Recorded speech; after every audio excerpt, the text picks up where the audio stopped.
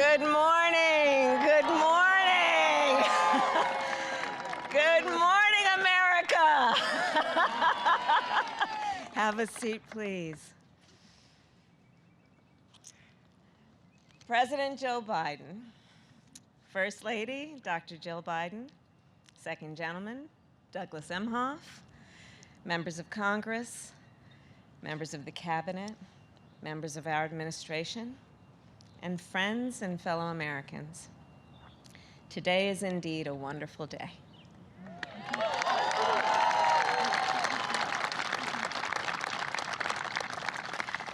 As we gather to celebrate the confirmation of the next Justice of the United States Supreme Court, Judge Ketanji Brown Jackson.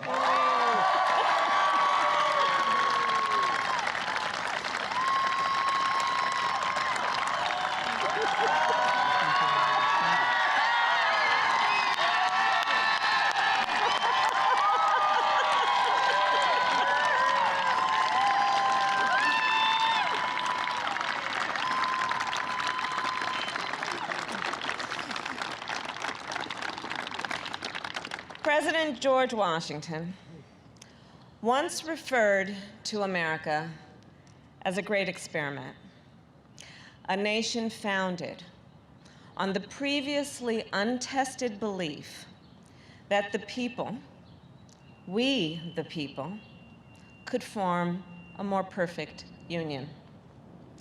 And that belief has pushed our nation forward for generations.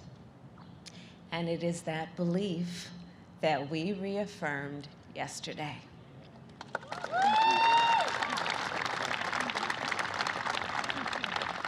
Through the confirmation of the first Black woman to the United States Supreme Court.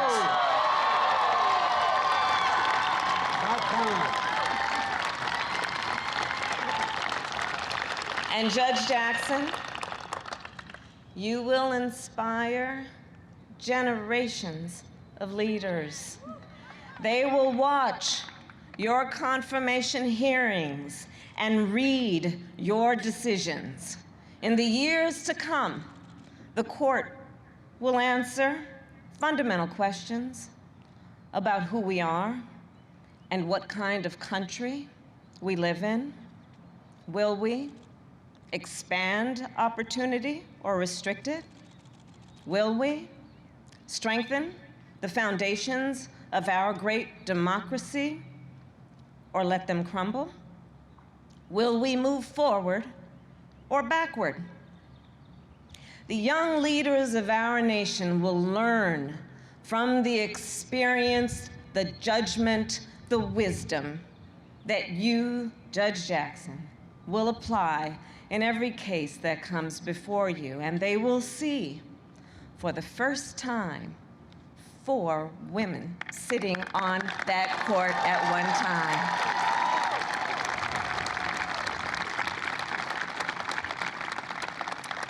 So as a point of personal privilege, I will share with you, Judge Jackson, that when I presided over the Senate confirmation vote yesterday, while I was sitting there, I drafted a note to my goddaughter. And I told her that I felt such a deep sense of pride and joy, and about what this moment means for our nation and for her future. And I will tell you, her braids are just a little longer than yours. But as I wrote to her, I told her what I knew this would mean for her life and all that she has in terms of potential.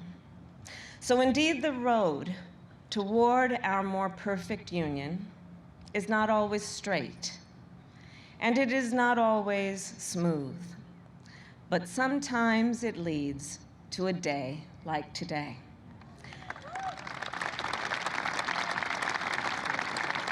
A day that reminds us what is possible when progress is made, and that the journey, well, it will always be worth it. So let us not forget that as we celebrate this day, we are also here in great part because of one President Joe Biden,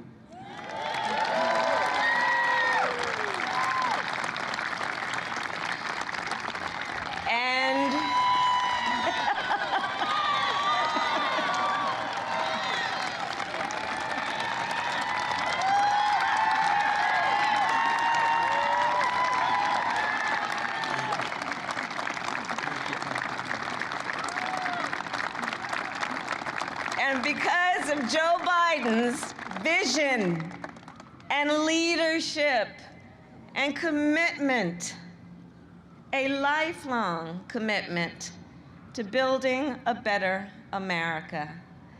And of course, we are also here because of the voices and the support of so many others, many of whom are in this audience today. And with that, it is now my extreme and great honor to introduce our president, Joe Biden.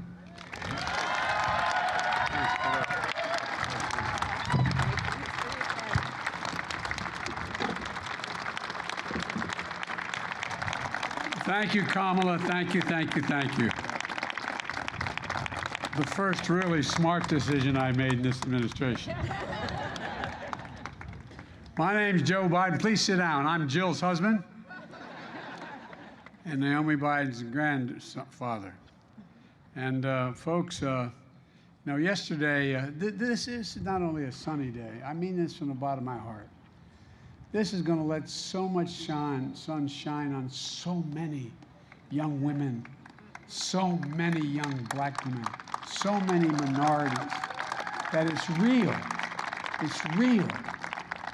We're going to look back, nothing to do with me. We're going to look back and see this as a moment of real change in American history. I was on the phone this morning, Jesse, with President Ramaphosa of South Africa. And he was talking about how the time that I was so outspoken about what was going on in my meeting with Nelson Mandela here.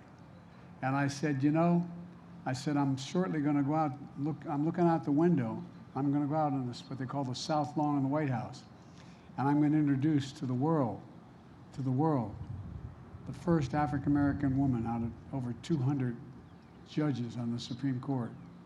And he said to me, keep it up. Keep it up. We're going to keep it up. And folks, yesterday we all witnessed a truly historic moment presided over by the Vice President.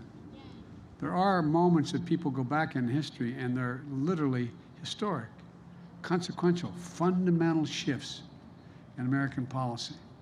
Today, we're joined by the First Lady, the Second Gentleman, and members of the Cabinet, Senate Majority Leader, there you are, Chuck, Senate Majority Leader, and so many who made this possible. And today is a good day, a day that history is going to remember, and in the years to come, they're going to be proud of what we did, and we're going to be proud of what Dick Durbin did as the chairman of the committee. I'm serious, Dick. I'm deadly earnest when I say that. To turn our children and grandchildren to say, I was there. I was there. This is one of those moments, in my view. My fellow Americans, today I'm honored to officially introduce to you the next Associate Justice of the Supreme Court of the United States, Ketanji Brown Jackson.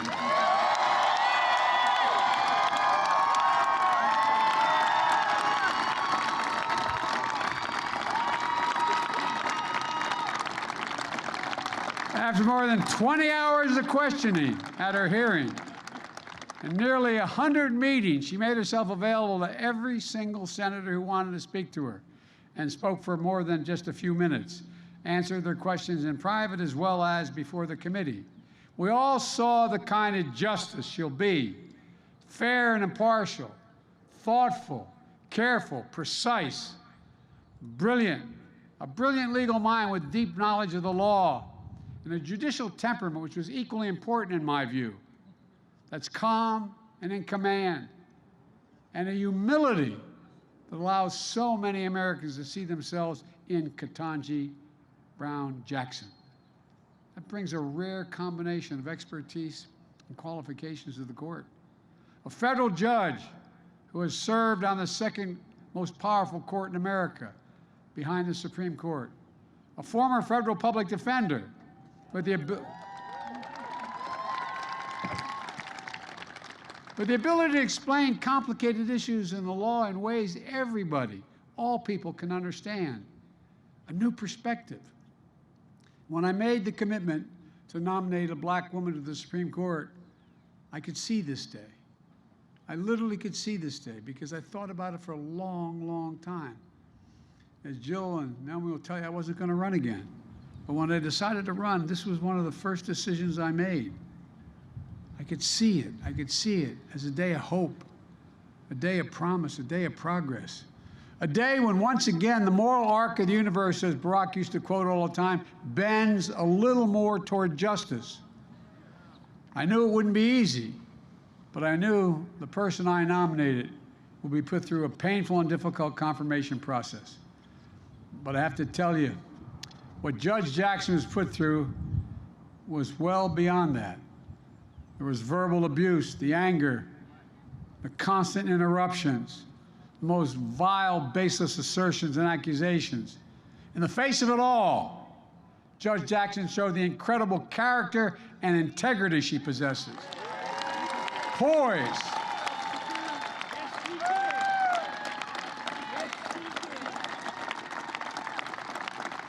Poise and composure, patience and restraint, and yes, perseverance and even joy, even joy.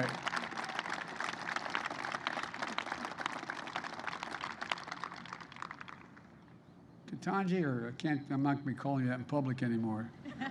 Judge, you are the very definition of what we Irish refer to as dignity. You have enormous dignity. And it communicates to people. It's contagious, and it matters. It matters a lot. Maybe that's not surprising if you look who sat behind her during those hearings. Her husband, Dr. Patrick Jackson, and his family. Patrick, stand up, man. Stand up. Talia and Layla, stand up. I know it's embarrassing the girls. I'm going to tell you what Talia said. I said to Talia, it's hard being the daughter or the son of a famous person. I said, imagine what it's like being president. She said, she may be. I couldn't agree more. Thank you, thank you, thank you, thank you. And Ketanji, her brother, a former police officer and a veteran. Ketanji, stand up, man. This man looks like he can still play, buddy. He's got biceps about as big as my calves. Thank you, bud. Thank you, thank you, thank you. And of course, her parents, Johnny and Elroy Brown. Johnny, all right, stand up.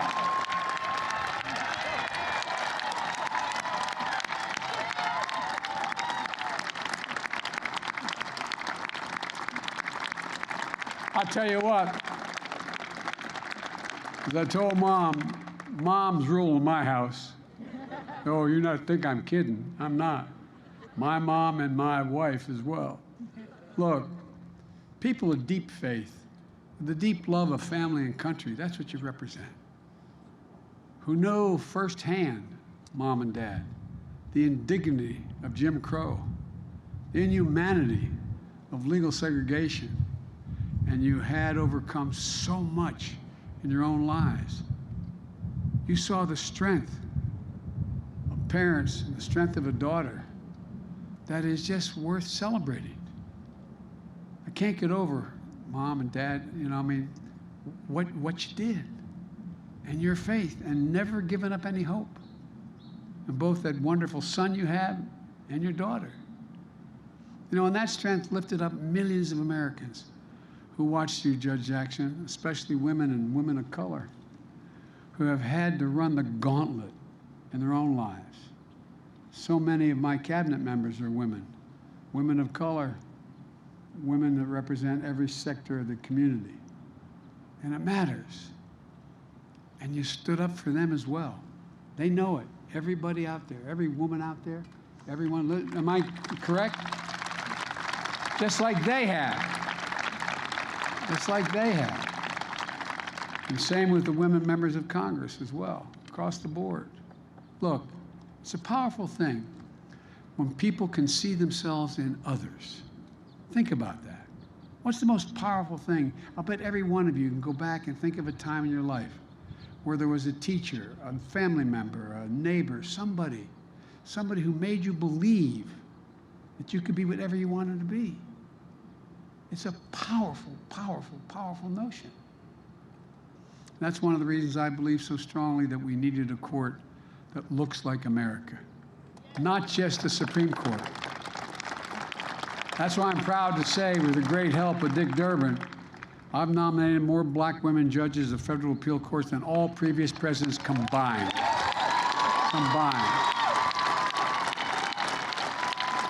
That's why I'm proud that Kamala Harris is our Vice President of the United States. A brilliant lawyer, the Attorney General of the state of California, former member of the Senate Judiciary Committee.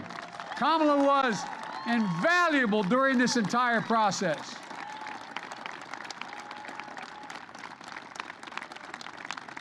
And Chuck, our majority leader, I want to thank you, pal. You did a masterful job in keeping the caucus together, getting this vote across the finish line in a timely and historic manner. Just watching on television yesterday, watching when the vote was taken on the Democratic side, the way people, there was such enthusiasm, genuine. You can tell when it's real. You can tell when it's real. Did an incredible job, Chuck. Thank you so much. Folks, because you're all able to sit down and don't have to stand, I'm going to go on a little longer here and tell you. I want to say something about Dick Durbin again. Dick, I'm telling you, overseeing the hearing, how you executed the strategy by the hour, every day to keep the committee together. And you have a very divided committee with some of the most conservative members of the Senate on that committee. It was especially difficult with an evenly divided Senate. Dick, I served as chairman of that committee for a number of years before I had this job and the job of vice president, as did all the Democrats. You did not stand, I think all the Democrats in the committee did, and every Democrat in the Senate, all of whom voted for Judge Jackson. And notwithstanding the harassment and attacks in the hearings, I always believed that the bipartisan vote was possible. And I hope I don't get him in trouble. I mean it sincerely, but I want to thank 3 Republicans who voted for Judge Jackson. Senator Collins, who's a woman of integrity. Senator Murkowski, the same way in Alaska and up for re-election. And Mitt Romney, whose dad stood up like he did. His dad stood up and made these decisions on civil rights. They deserve enormous credit for setting aside partisanship and making a carefully considered judgment based on the judge's character, qualifications, independence. And I truly admire the respect, diligence, and hard work they demonstrated in the course of the process. As someone who's overseen, they tell me, more Supreme Court nominations than anyone who's alive today, I believe that respect for the process is important. And that's why it was so important to me to meet the constitutional requirement to seek the advice and the consent of the Senate. The advice beforehand and the consent. Judge Jackson started the nominating process with an impressive range of support, from the FOP to the civil rights leaders. Even Republican-appointed judges came forward. In fact, Judge Jackson was introduced at the hearing by Judge Thomas Griffin, the distinguished retired judge appointed by George W. Bush. She finished the hearing with among the highest levels of support of the American people of any nomination in recent memory. So soon, Judge Jackson will join the United States Supreme Court, and like every justice, the decisions she makes will impact on the lives of America for a lot longer in many cases than any laws we all make. But the truth is, she's already impacting the lives of so many Americans. During the hearing, Dick spoke about a custodial worker who works the night shift at the Capitol. Her name is Verona Clemens. Verona, where are you? Stand up, Verona. I wanted to see. you don't mind. She told him what this nomination meant to her. So he invited Ms. Clemens to attend the hearing because she wanted to see, hear, and stand by Judge Jackson. Thank you, Verona. Thank you, thank you, thank you. At her meeting with Judge Jackson, Senator Duckworth introduced her to 11-year-old, is it Vivian? Vivian. I'm sorry, Vivian. That's hers. That's your sister. He's pointing. Who was so inspired by the hearing, she wants to be a Supreme Court justice when she grows up. God love you. Stand up, honey. Am I going to embarrass you by asking you to stand up? Come on, stand.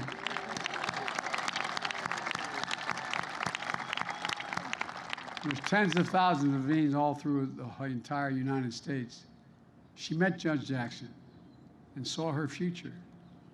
Means you're here today, and thank you for coming, honey. I know I embarrassed you by introducing you, but thank you. People of every generation, of every race, of every background felt this moment, and they feel it now. They feel a sense of pride and hope and belonging and believing and knowing the promise of America includes everybody, all of us. That's the American experiment. Justice Breyer talked about it when he came to the White House in January to announce his retirement from the court. He used to technically work with me when I was on the Judiciary Committee, and that's before he became a justice. He's a man of great integrity. We're going to miss Justice Breyer. He's a patriot, an extraordinary public service, and a great justice of the Supreme Court. And folks,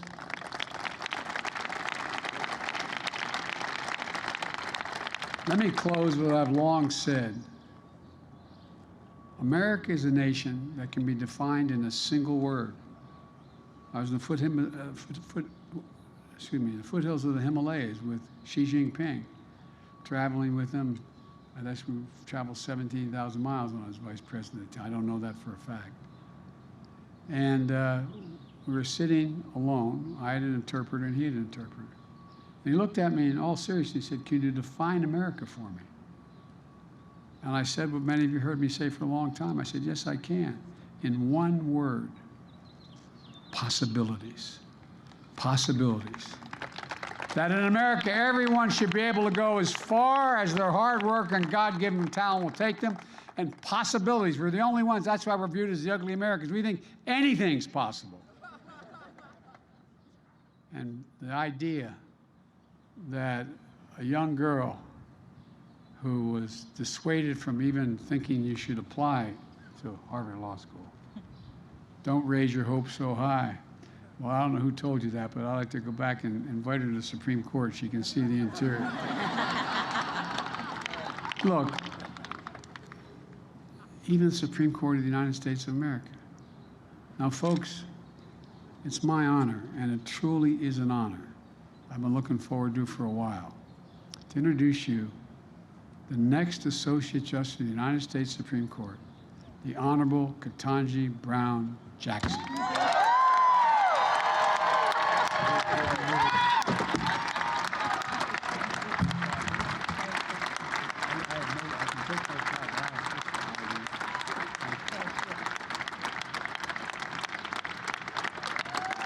Thank you. Thank you all. Thank you all very much. Thank you.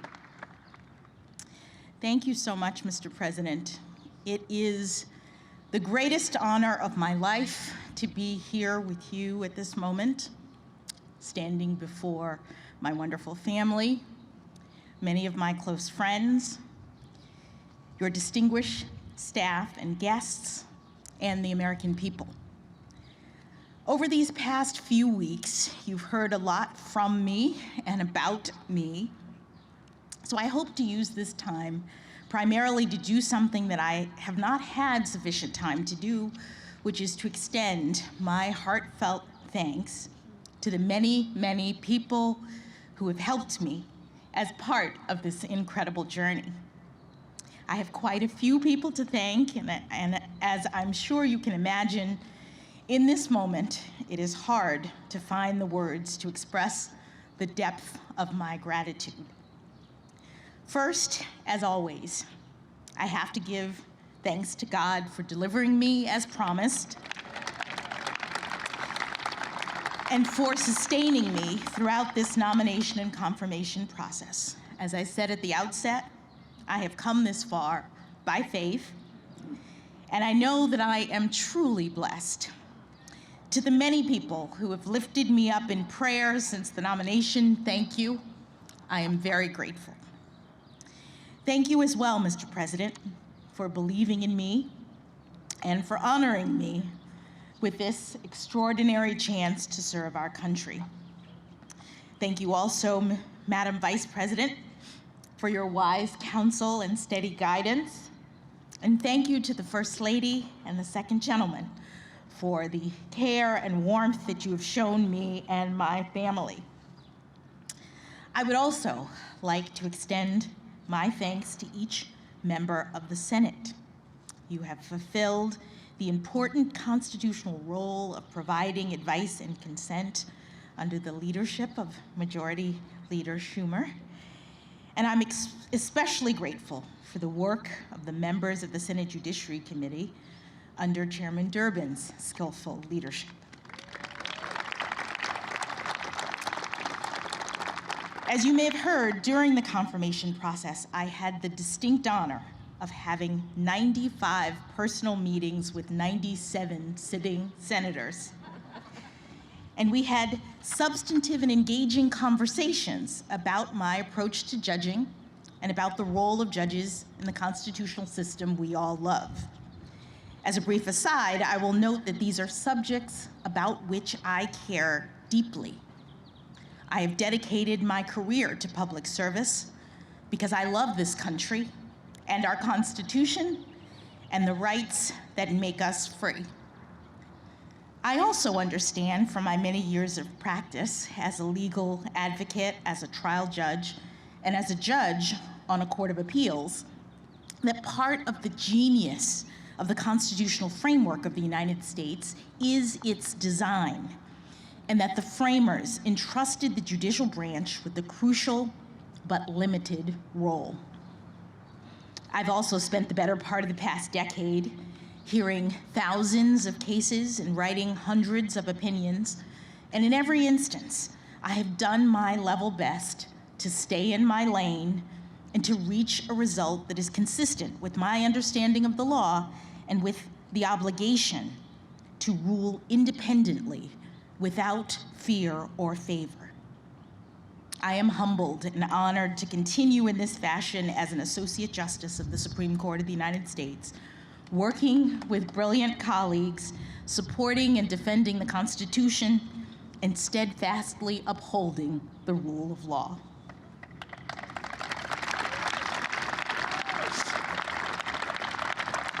But today, at this podium, my mission is far more modest. I'm simply here to give my heartfelt thanks to the categories of folks who are largely responsible for me being here at this moment. First, of course, there is my family. Mom and Dad, thank you, not only for traveling back here on what seems like a moment's notice, but for everything you've done and continue to do for me. My brother Ketanji is here as well. You've always been an inspiration to me as a model of public service and bravery, and I thank you for that. I love you all very much. To my in-laws, Pamela and Gardner Jackson, who are here today, and my sisters-in-law and brothers-in-law, William and Dana, Gardy and Natalie, thank you for your love and support.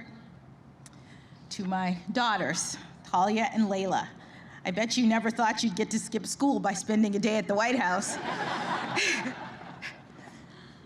This is all pretty exciting for me as well, but nothing has brought me greater joy than being your mother.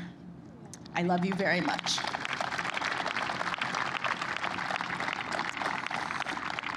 Patrick, thank you for everything you've done for me over these past 25 years of our marriage.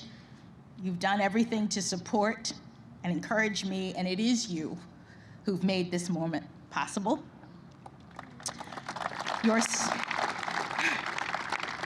Your steadfast love gave me the courage to move in this direction. I don't know that I believed you when you said that I could do this, but now I do.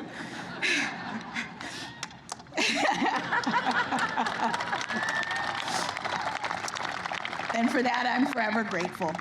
In the family category, let me also briefly mention the huge extended family, both Patrick's and my own, who are watching this from all over the country and the world. Thank you for supporting me. I hope to be able to connect with you personally in the coming weeks and months. Moving on briefly to the second category of people that warrant special recognition, those who've provided invaluable support to me professionally in the decades prior to my nomination, and the many, many friends I've been privileged to make throughout my life and career. Now, I know that everyone who finds professional success thinks they have the best mentors, but I truly do. I had 3 inspiring jurists for whom I had the privilege of clerking: Judge Patty Saris, Judge Bruce Selya, and of course, Justice Stephen Breyer. Each of them is an exceptional public servant, and I could not have had better role models for thoughtfulness, integrity, honor, and principle, both by word and deed. My clerkship with Justice Breyer in particular was an extraordinary gift, and one for which I've only become more grateful with each passing year. Justice Breyer's commitment to an independent, impartial judiciary is unflagging. And for him, the rule of law is not merely a duty, it is his passion. I am daunted by the prospect of having to follow in his footsteps, and I would count myself lucky, indeed, to be able to do so with even the smallest amount of his wisdom, grace, and joy. The exceptional mentorship of the judges for whom I clerked has proven especially significant for me during this past decade of my service as a federal judge. And of course, that service itself has been a unique opportunity. For that, I must also thank President Obama, who put his faith in me by nominating me to my first judicial role on the Federal District Court.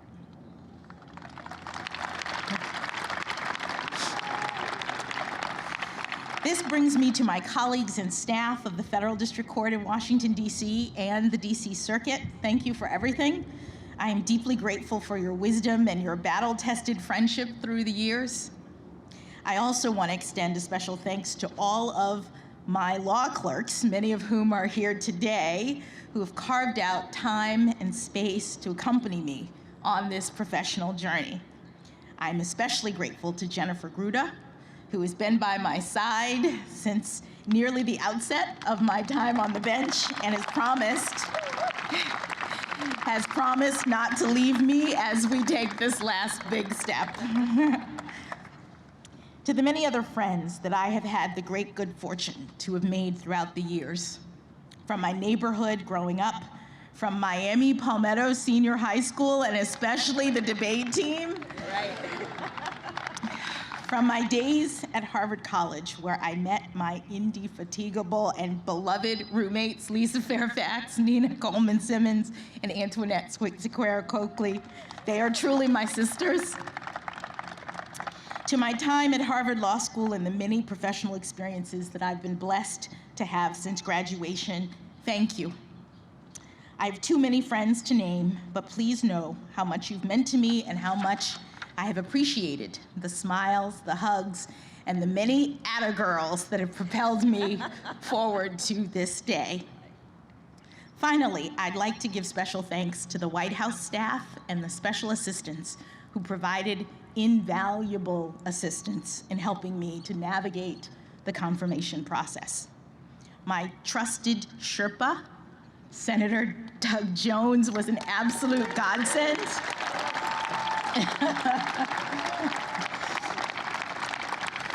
He was an absolute godsend. He's not only the best storyteller you'd ever want to meet, but also unbelievably popular on the Hill, which helped a lot.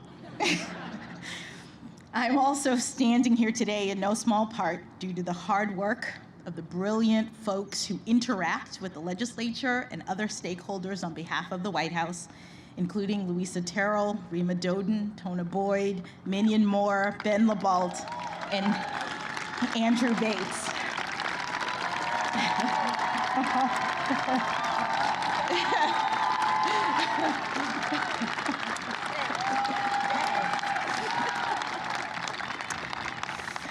I am also particularly grateful for the awe-inspiring leadership of White House counsel Dana Remus.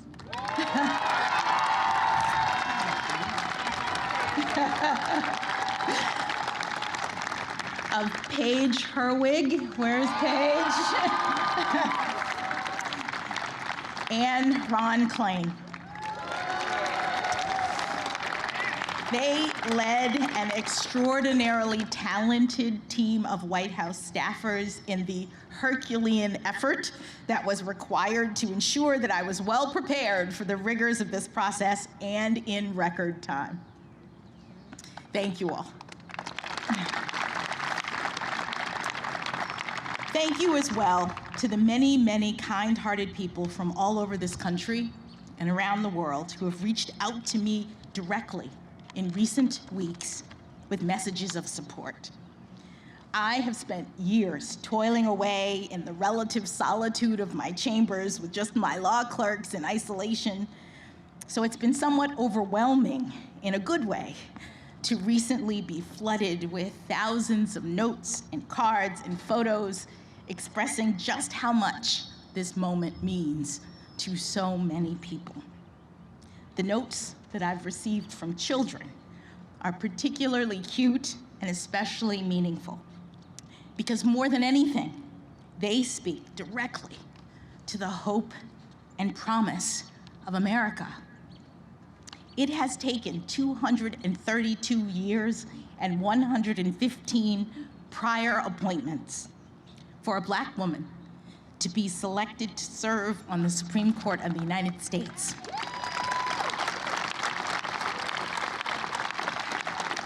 But we've made it.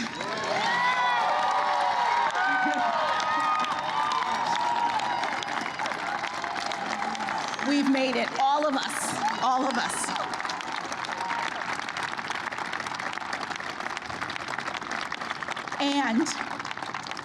And our children are telling me that they see now, more than ever, that here in America, anything is possible.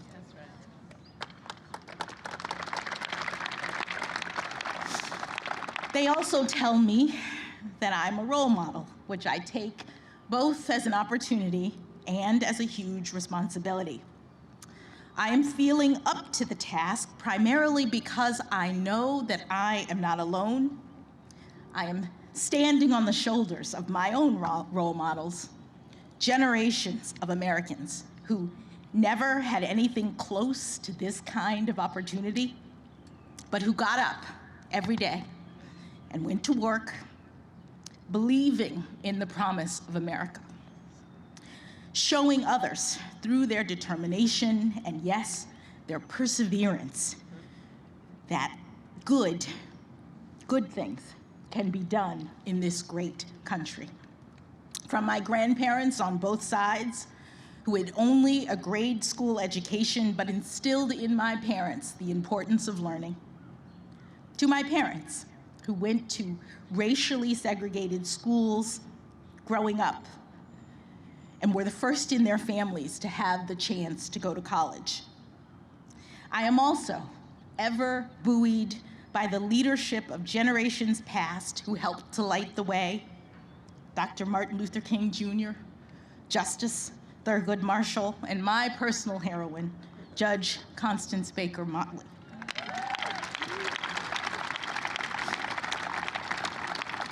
They and so many others did the heavy lifting that made this day possible.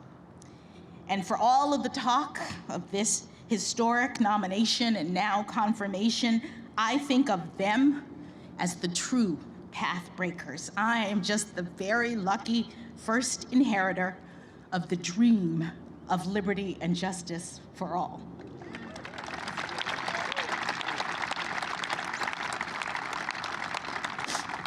To be sure, I have worked hard to get to this point in my career, and I have now achieved something far beyond anything my grandparents could have possibly ever imagined. But no one does this on their own. The path was cleared for me so that I might rise to this occasion.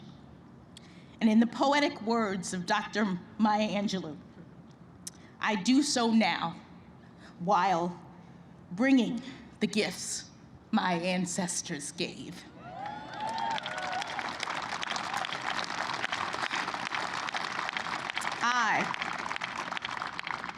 I am the dream and the hope of the slave.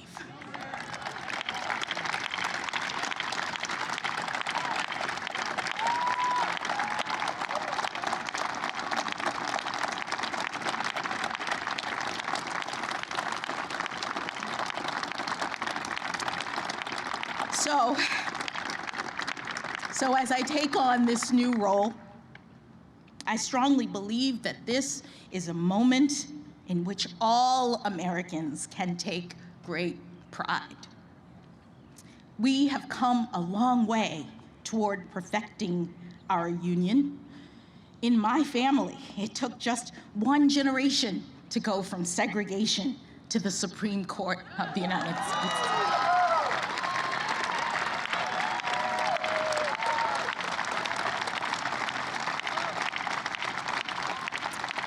And it is an honor, the honor of a lifetime, for me to have this chance to join the court, to promote the rule of law at the highest level, and to do my part to carry our shared project of democracy and equal justice under law forward into the future. Thank you again, Mr. President and members of the Senate, for this incredible honor. Hug you.